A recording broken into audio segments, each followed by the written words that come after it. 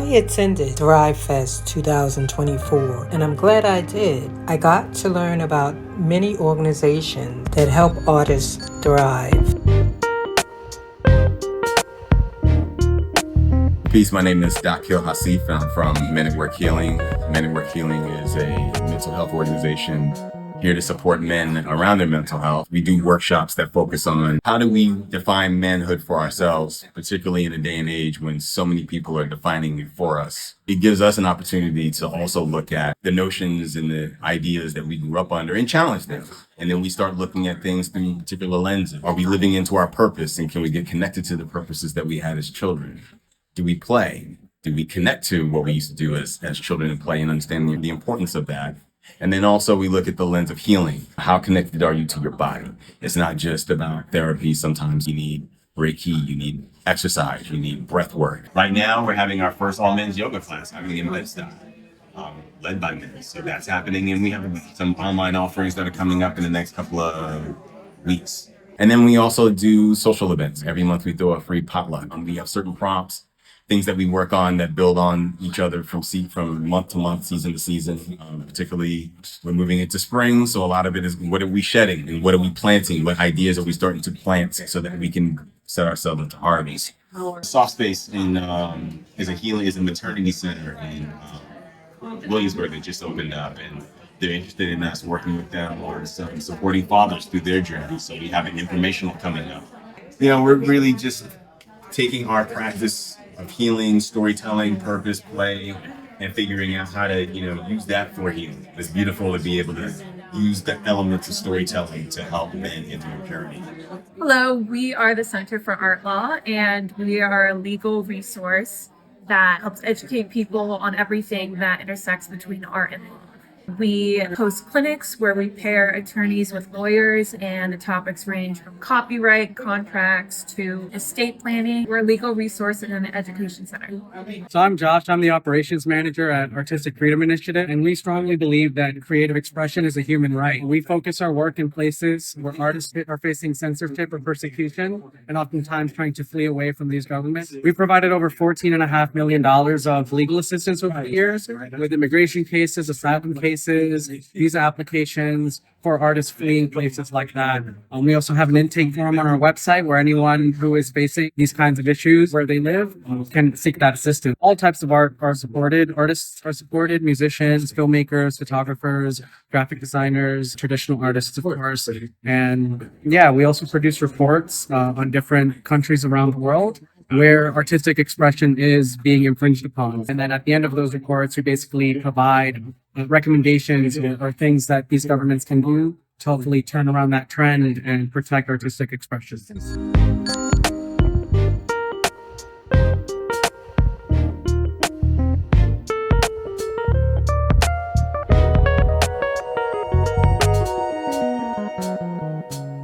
This is Miss Ellie from Materials for the Arts and Education Coordinator. At Materials for the Arts, we go around the city to collecting unwanted and surplus materials to redistribute these materials among teachers and other city agencies and artists connected to nonprofit organizations that have some sort of art programming. Today, we are here creating this collective piece where we invite everybody to come and help us with. So if you are seeing this, please come and weave with us.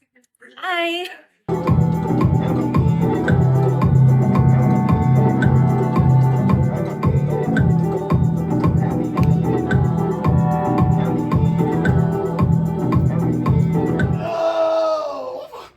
Bring it back, season track, I'll track a like that they roll. Is that it? I'm Randy Peralta, Housing Specialist at the Entertainment Community Fund, formerly known as the Actors Fund. We provide all kinds of services for everyone in the artist and entertainment community, including career counseling, social services, emergency financial assistance. So I'm here today to provide some one-on-one coaching and also hand out some resources. My name's Kemi. I am the founder of Solar Market. We're a marketplace for artists to be able to buy, sell, and trade art materials, gear, equipment, all of the resources that go into art production across all mediums. We also have spent the last year doing in-person art markets across the country. So we've done in-person art markets for artists in Chicago, New York City, Raleigh, Durham, and as well as Atlanta. And we have an event coming up on April 19th through the 21st at Brooklyn Commons in partnership with the World Economic Forum's Global Shapers Initiative. So it's a 3-day climate conference, really a convening. I built it to be different than a conference, but an immersive experience for professionals, artists, enthusiasts, and folks who are starting their climate journey from the perspective of business, art, society, and culture. So, yeah. My name is Mark. I'm with the Sound Mind Live organization. We are a music and mental health organization fighting the stigma of mental illness. We redirect people to mental health resources, whatever type of help they need. If you're a musician, we know nonprofits that are available that can get you help. If you're looking for a therapist, if you are like, whoa, therapy is not for me, there are apps, there are wellness sites. We just redirect folks to that, and we do it through music. So we work with musicians who tell their own mental health journey. On May 18th, we're having a street festival in Brooklyn, free for all to attend. We'll have 4 bands throughout the day. We'll have live panel discussions. We'll have meditation and yoga events, as well as mental health resources and organizations local to help people get the help that they actually need and just bring the conversation forward and get people talking about it. This t-shirt was designed by a woman named Michelle who runs Schizophrenic NYC. She was diagnosed with schizophrenia and wanted to use that as a force talking about it through the arts. And so our organization promotes mental health through music. So we collaborated with Schizophrenic NYC on this shirt. And it's like, what does mental health sound like? I think it was the official shirt for our music festival for mental health 2 years ago. Each year we throw a music festival with, both local artists and nationally touring artists who have dealt with mental health issues, talk about their lived experience. And this was the official shirt of the event. I like the question because, I don't know what mental health sounds like, something different to everyone. To me, it sounds like silence. Where is that event that's coming up? Where is it going to take place? I believe it's on Jefferson Street. If you know where the House of Yes is, we're in partnership with them, so we're doing it right outside their front door. There'll be a dance party in House of Yes. There'll be the street festival on the streets. We have food vendors from Smorgasburg, so there'll be awesome food there. We have the American Foundation for Suicide Prevention is going to be there. NAMI, the National Alliance on Mental Illness, will be speaking from the stage. We'll have 4 panel discussions, one on just the lived experience with mental health and mental illness, one for the LGBTQ community, one for communities of color, and one specifically geared towards the music industry. And we're going to have musicians from the stage come to our panel discussions as well. I don't know all of the bands offhand. One of the headliners is Mr. Wives. We've got Kevin Morby. We've got a band called Balin, which is out of Long Island. So it's a pretty good lineup, especially if you're into the indie music scene. That's kind of where it lines up. But past years, we've had Allison Russell, we've had Big Boy, we've had Cold War Kids, we've had Fits in the Tantrums at our festivals. We don't just do that. We post music videos, we have podcast series. All the time we have our musicians talking about their mental health journey. Great. And are you a musician? I am not a musician. I am a patron of the arts. So anything that I can do to be around music or help make the music happen, I'm there. Thank you so much.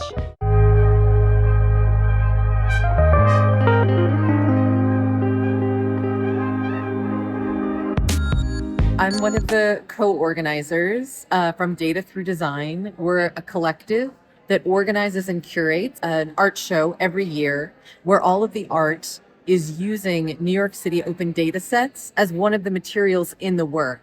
And this gets enacted in different ways. Sometimes the project is digital, sometimes it's physical. It may involve different kinds of mechanics. It may involve electronics. It may involve fabrics and cloth. We have a lot of good examples this year of different physicalizations of data. But what we're always looking for are ways that artists take data and explore it in new ways, make it more comprehensible in different kinds of ways than we might be used to seeing in traditional graphs and chart, and really give us different ways to explore New York City's data. So it might explore what's there. It might also add different kinds of layers to ask what's not there, or it might just put the data in a different context. So this year's theme, we do a different theme every year. And that's put out in an open call, usually in September. And it's an open public call. Anyone is welcome to create a proposal to submit. It just has to involve a New York City open data set as part of the artwork. This year's theme is Aftermath, as you can see written on the statement there at the beginning of the gallery.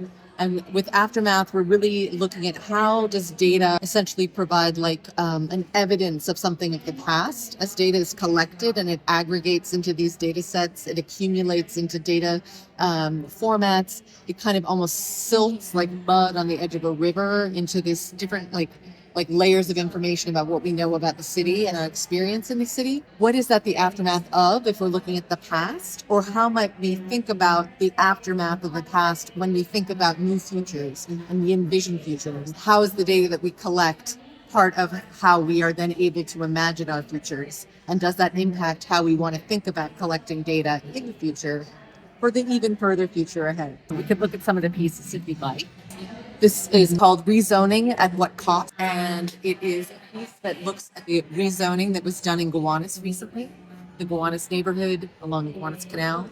There's quite a lot of building development there that's the result of a rezoning process that was done over a number of years. And the artist has essentially rendered the different layers of the buildings in different colors of acrylic so that they can be moved almost like puzzle pieces, so that as visitors experience the piece, they can imagine different ways that the rezoning could be configured such that the buildings might have different levels of commercial development, market rates, development, and affordable housing development of different levels of affordability in terms of the way the city kind of allocates different terminology for what is affordable. When we're looking at the data set, we're just randomly scrolling through a lot of stuff, and then when we came across the cooking gas one, it's surprising that it's actually pretty consistent throughout the years. So even big events like COVID didn't even change much about how the data changes over the years. That was something special because we feel like in this world right now, like everything is changing and so much of our attention is on the changing stuff. And so things that are consistent, something that we've been doing that's staying with us is kind of rare actually. And so when we think about the concept of cooking using gas, something that we've been doing for a very long time, something that's directly associated with supporting our lives. And we think it's something that we kind of miss in our life, you know, like going through all these chaotic events in the world. There's something persistent that carries us through this time. And so that's how we settle down with the choice of using cooking gas. And then we try to build an experience around that and invite people into space, come around the stove and cook together and experience that feeling of kitchen as like a center for community while looking at the data. And so that's how we kind of find a story in the data. So tell me about the jacket and the concept behind it. So this jacket is our sort of speculative design project of how can we share information in the event of climate change in New York City. So as you're going around the city, so much of mutual aid and community care is coming from direct interactions. So the back of the jacket is a map that as I'm going around the city, as I'm talking to people, I can add information, I can subtract information so that way it stays up to date without having to rely on like government surveys, people going around. Prior to doing the jacket, I've done a lot of work with data quilts, so making quilts, but I've never displayed them in any sort of artistic component. I have written about them and published about it, but it's an academic journal, so it's not, you don't hear the feedback as much unless someone really hates your work. So luckily I haven't had that, but you don't get that same sense of sort of who an audience is when you're publishing. It's just not that type of sort of design. But being able to be here and sort of seeing people interact with the piece, talking to people as they interact has been like really incredible because I've been able to hear how it's inspired folks. I've been able to hear what they've liked, and it's just been such an amazing opportunity. Objects on the back is our data memorial to the things that are no longer on the map. So as the water level rises in New York City, what is lost? So the braided rug, every inch of the rug is 1 mile of bike lanes that were destroyed. The sprouts, each seed is one garden that's destroyed from the flooding. And then we have a bowl of buttons where each button is one of the community fridges that would no longer exist. So it's our memorial to what was lost.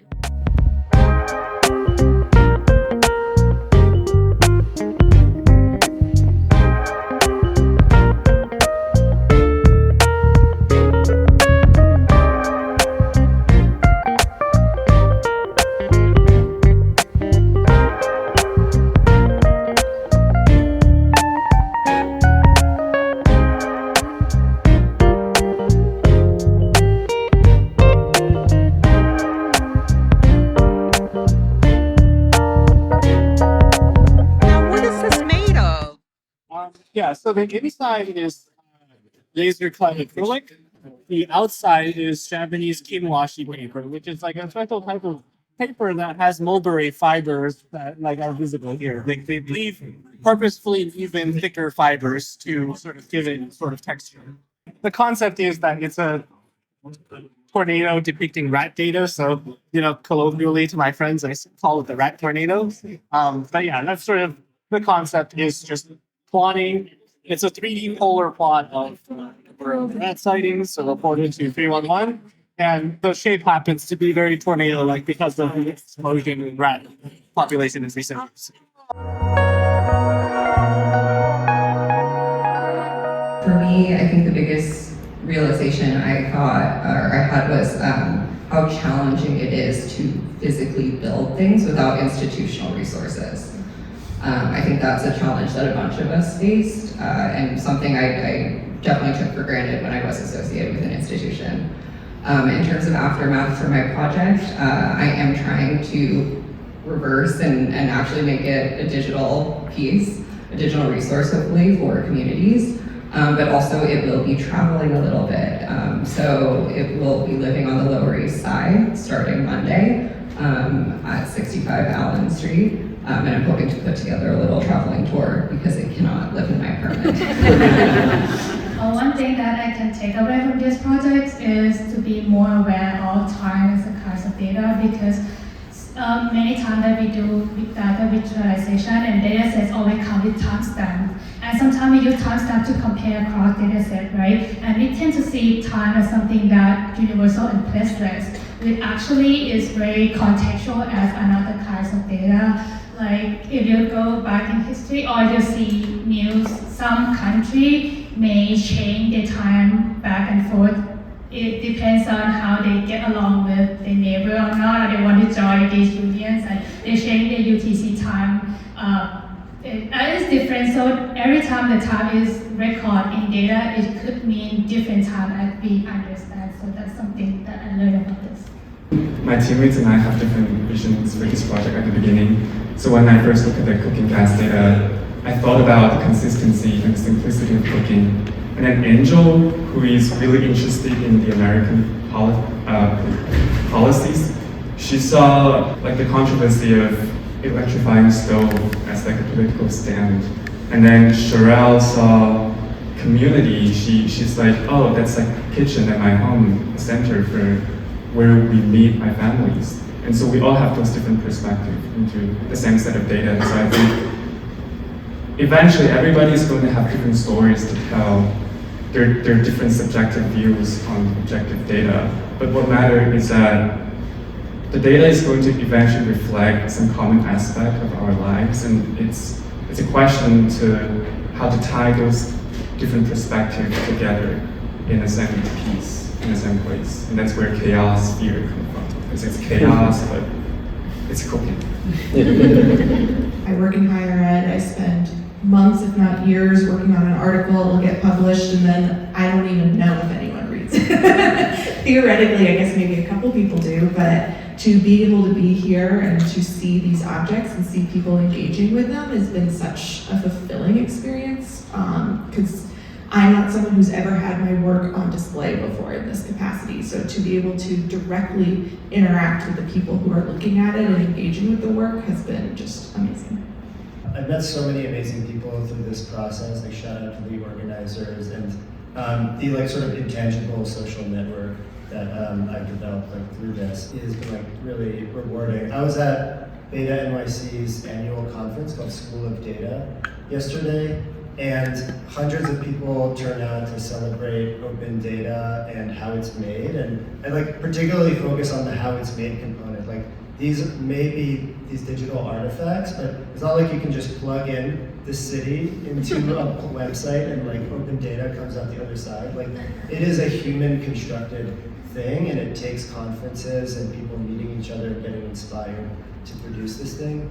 I think it's really a shame that so little data science, data analysis education is done before you get to college. That's like such a impediment to like people having data literacy. I think if this exhibition is an opportunity for kids to get inspired, that like would be wonderful and maybe an important part of the show in the future.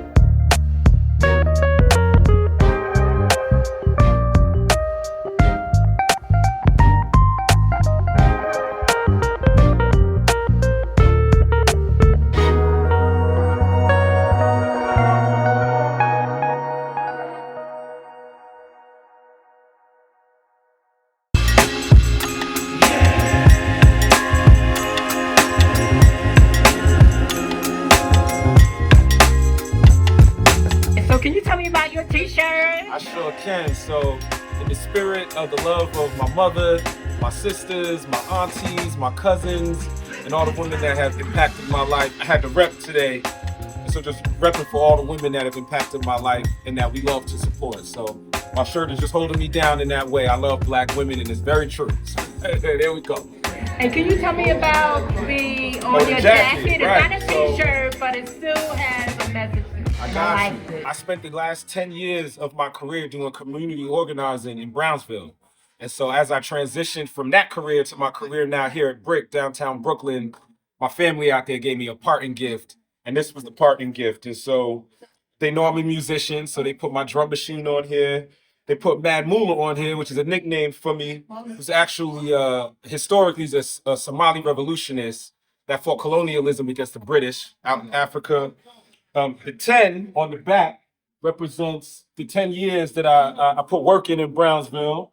And those are Adinkra symbols that are inside of the 10, which I also see on your shirt too. So for the culture and all of that. So the jacket has a lot of meaning to me. The numbers represent all the different buildings in Brownsville that I was in during that 10 years. And then I got Brooklyn on the map, Jersey, where I got family at too. And so, yeah, this jacket just means a lot to me. So, and then, of course, the Ville for Brownsville. So, much love. Thank you for shouting me out on the shirt and the jacket. You have a background in community organizing. Yes. Could you tell me a little bit about that? Sure. This is a long story, but I guess to be succinct, our communities have a history of being neglected. And so my role in Brownsville was to provide direct service to our folks impacted by that neglect, and then also to steer resources from the city back to that neighborhood so that our folks essentially have what they need. And so I did that for about 10 years.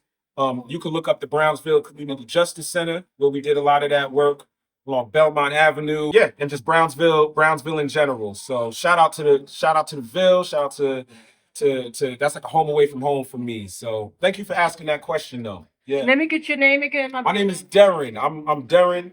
I'm the CPO here at BRIC, the Chief Programming Officer, supporting all our programs from Celebrate Brooklyn and Prospect Park to the historical BCAT, which is now community media and Brooklyn Free Speech, all the way to our contemporary art programs, our youth and adult education programs, and on and on and on. All the programs you see at BRIC, I'm doing my best to support, kind of combining the arts and that community organizing work into one here in downtown Brooklyn. Thank you so much. You're welcome.